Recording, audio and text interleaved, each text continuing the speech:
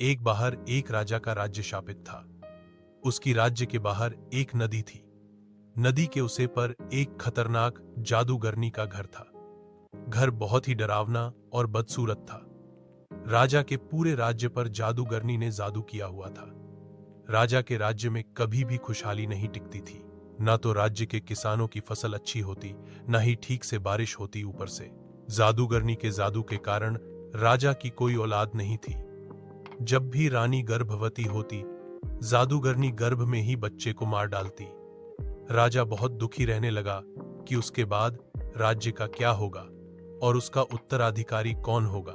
एक दिन की बात है, जादूगरनी ने राजा को एक सपना दिखाया और उसे कहा कि अगर वह अपनी रानी को जान से मार दे और उसे अपनी रानी बना ले तो उसका राज्य उसके जादू से मुक्त हो जाएगा और उसको उसका उत्तराधिकारी भी मिल जाएगा। राजा की जब नींद खुली तो वह बहुत डर गया कि आखिर जादूगरनी करना क्या चाहती थी। राजा अपनी रानी से बहुत प्रेम करता था। रानी एक बहुत ही समझदार महिला थी और राजा का बहुत ख्याल रखती थी। राजा ने डरते डरते रानी को अपना सपना बताया।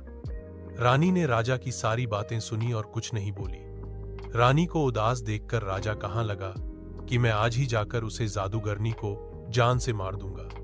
जादूगरनी राजा के जितने बच्चों को मार चुकी थी, वह उन सबको एक कौवे में बदल देती थी। सारा दिन कौवे जादूगरनी के आसपास उड़ते रहते और कहां कहां चिल्लाते रहते थे। स्वप्न देखने के बाद राजा बहुत ही परेशान रहने लगा। वह जादूगरनी से कैसे निपटता, इसी की तरकीब सोचता रहता था। उसके राज्य में एक सनी नाम का लड़का था जिसके पास जन्म से ही कुछ शक्तियां थी। अगली पार्ट के लिए लाइक एंड सब्सक्राइब करें।